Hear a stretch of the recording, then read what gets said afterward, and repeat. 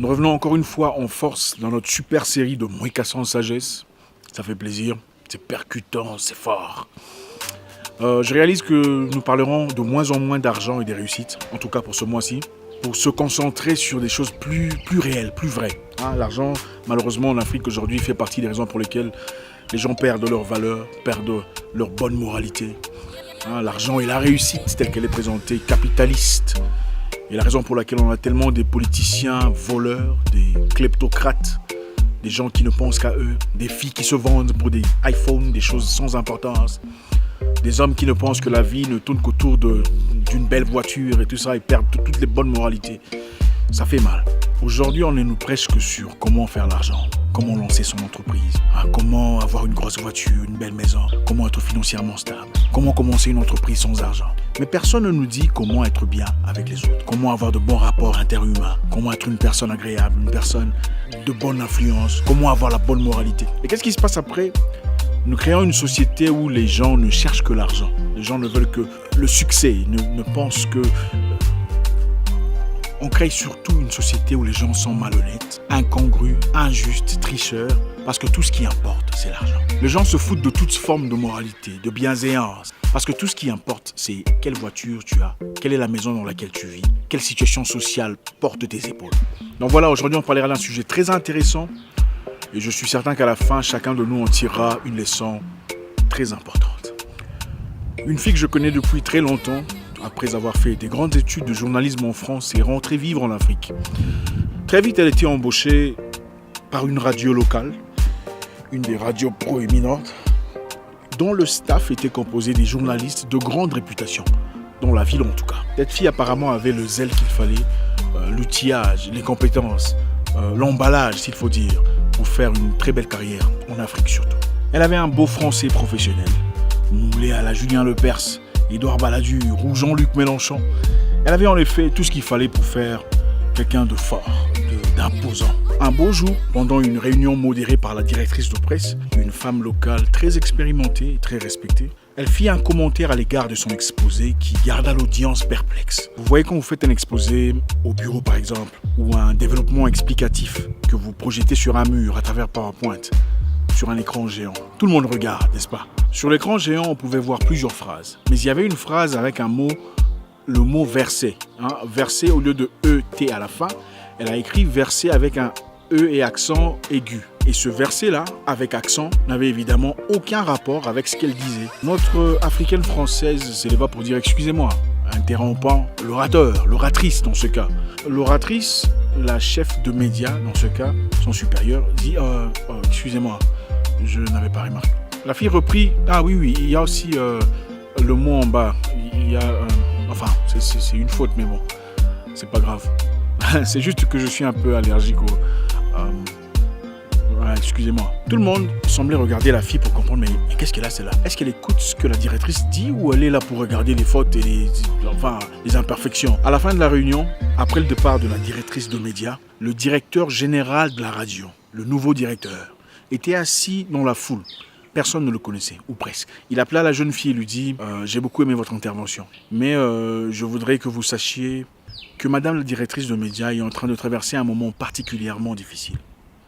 Son père est décédé hier, après avoir longtemps combattu contre un cancer. Ça explique certainement les raisons pour lesquelles elle n'a pas été au point aujourd'hui. Mais pour ce, je voudrais vous dire que je pense que vos services ne seront pas une nécessité pour nous. Cette jeune dame ambitieuse avait perdu son travail avant de l'avoir commencé. Toutes les vérités ne sont pas toujours bonnes à dire, n'importe quand, n'importe comment. Il faut savoir maîtriser ses émotions. On peut avoir des beaux diplômes, des grandes compétences acquises à l'école. Mais si on n'a pas une bonne moralité, une bonne éducation de base, on va difficilement loin dans la vie. On ne dit pas tout à n'importe qui, n'importe quand.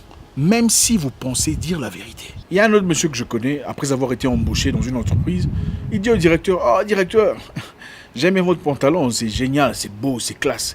Mais c'est un peu trop petit, c'est un peu serré là. Je pense que pour vous, il faut des choses un peu plus... » Tu viens à peine d'être engagé et tu commences à faire des compliments bizarres au directeur. Ton beau pantalon, c'est génial, mais c'est un peu trop serré pour ta taille. On l'a révoqué immédiatement. C'est un manque d'éducation. Quel genre d'impolite. Ça me dépasse. Si vous voulez vous faire aimer par le directeur, ce n'est pas très compliqué. Faites un travail impeccable. Comportez-vous avec beaucoup de maturité, beaucoup d'élégance. Au lieu d'engager des familiarités à 2,50 $, c'est complètement incohérent. Ton pantalon est beau, mais c'est trop serré. Est-ce que ça, c'est ton problème? Le pantalon du directeur, ça te regarde. Même si c'est... Franchement, c'est... Il faut savoir se taire. Si son pantalon est troué, peut-être, oui. Ça, c'est une question d'honneur. Il vous en remerciera. Mais si son pantalon est serré, ça, ce n'est pas votre problème.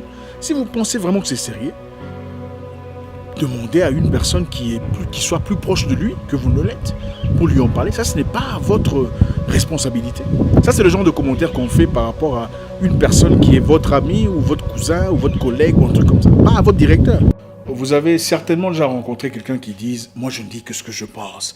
Hein, je suis cash. Moi, je ne cache rien. » C'est bien de dire ce qu'on pense. Mais il faut aussi savoir que dire ce qu'on pense, quelquefois, a des conséquences. J'ai très mal là. Une branche est tombée sur moi. Ça m'a écorché la peau. Pas génial du tout. Les anti-inflammatoires apparemment ne fonctionnent pas. Je commence à en avoir... Oh là là, il pleut. Je me souviens d'un monsieur dans un projet très intéressant. Ils avaient besoin d'argent pour matérialiser leur histoire. Alors on a pris rendez-vous pour discuter des enjeux, l'investissement, leur expérience, leur réputation et tout ce qui va avec. Et pendant que mon accompagnateur posait des questions pertinentes pour comprendre comment l'argent serait utilisé, des questions techniques, comment l'argent serait déployé, il me sort un truc du genre « Monsieur Mukasa, vous savez, c'est pas comme si on avait vraiment besoin de vous pour accomplir ce projet. C'est juste qu'on a pensé que ce serait bien de vous associer, ce serait bien de travailler avec vous. » Il était clairement gêné par les questions. Alors je l'arrête tout de suite, je dis « Excusez-moi ». Alors je lui dis « Ah, donc vous pouvez accomplir ce projet sans moi. » Ah d'accord, dans ce cas, faites-le. Comme ça, moi, en attendant, je vais m'occuper de ceux qui ont vraiment besoin de moi. En tout cas, je vous encourage, je vous soutiendrai même à distance. Et il voulait dire « Ah non, c'est pas ce que je dis. » Je dis « Non, c'est bon. Je suis ravi de savoir que vous pouvez le faire sans moi et que vous avez pensé à moi. En tout cas, ça me fait vraiment plaisir, mais je pense que je vais vous laisser faire le projet tout seul. » Nous sommes partis et ça l'a pris du temps, peut-être 6 mois, pour finalement avoir quelqu'un qui soit prêt à travailler avec lui dans ces conditions. C'est simplement pour dire que quelquefois, il faut apprendre à fermer sa bouche. Vous savez, deux fois, on parle et on en fait de trop. Plus qu'il ne le fallait. Une fille que je connais était fiancée pendant 6 ans. Il leur restait 1 mois pour finalement atteindre leur date de mariage. Elle était, ce qu'on appelle aujourd'hui, très forte de caractère, très loquace, très dogmatique. On ne gagnait jamais des arguments contre elle. Il se prenait trop la tête, un peu trop. Pour elle, tu fais ce qu'elle veut ou tu peux aller te jeter dans l'eau. Un beau jour, son fiancé lui dit « Écoute, ma mère est ici et elle veut te voir. S'il te plaît, viens. » Elle dit « J'arrive » mais elle ne se montre pas. 2 jours plus tard, la maman du garçon s'en va parce qu'elle était très malade. Le jeune homme lui dit « Pourquoi est-ce que tu as fait ça? Tu sais que les gens parlent trop et la famille pourrait s'en servir contre toi. Ma mère est venue ici à maintes reprises et tu ne te pointes presque jamais.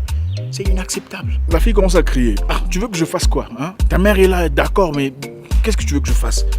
J'ai beaucoup de responsabilités. Écoute, fais ce que tu veux. Fais ce que tu as envie de faire. » Le jeune homme dit que je fasse ce que j'ai envie de faire.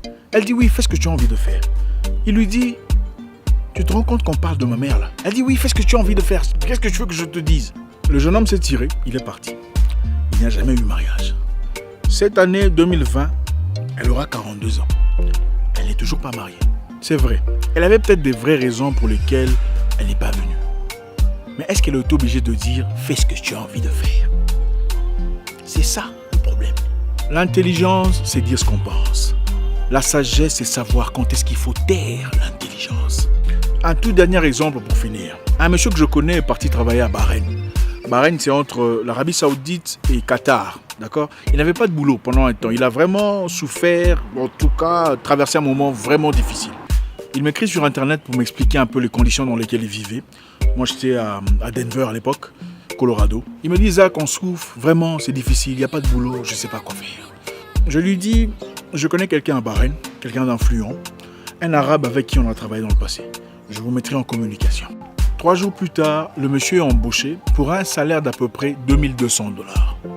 2 semaines plus tard, il commence à prêcher Jésus à un arabe, le monsieur qui l'a embauché. Tu rencontres quelqu'un à peine, un arabe, un boss, qui te sort de ta misère. 2 semaines plus tard, tu commence à aller prêcher Jésus. Pourquoi? Cet Africain dit que Dieu l'aurait dit qu'il avait besoin de cette âme. Attends. Tous les gens qu'il y a dans votre pays, tous les âmes qu'il y a dans votre village, Dieu n'en a pas besoin. Il a seulement besoin de cette âme-là, de cet arabe qui t'a sorti de la misère. Ah, vous savez, il y a une grande différence entre intelligence et sagesse. Pour les amis chrétiens, parce que vous aimez ça, Joseph, quand il a quitté chez lui pour partir en Égypte, et là où il est devenu vice-roi ou premier ministre, peu importe, a-t-il essayé de prêcher le pharaon, le convertir au christianisme ou au judaïsme à l'époque? A-t-il essayé de faire ça? Il a fermé sa bouche, profitant des bénéfices, tout en priant dans son coin. À travers lui, toute sa famille est venue bénéficier des avantages de l'Égypte. Moïse grandit en Égypte dans la maison du roi. A-t-il essayé de convertir ceux qui l'entouraient? Absolument pas. Il s'est tu et a profité des avantages. Mais au moment opportun, il a fait ce qu'il allait à faire. Dans la vie, il y a des choses qu'il faut dire quand c'est nécessaire. Et il y a des choses qu'il faut garder pour soi-même. L'intelligence, c'est aussi dire la vérité. Mais la sagesse, c'est savoir quand est-ce qu'il faut taire l'intelligence. J'espère qu'on a appris quelque chose de positif aujourd'hui. C'est toujours un réel plaisir. Mon nom est Zach Mouekassa, le guerrier noir. Votre frère. Le problème, ce n'est pas de prêcher Jésus ou sa foi, ses croyances. Le problème, c'est dans quelles circonstances on veut le faire.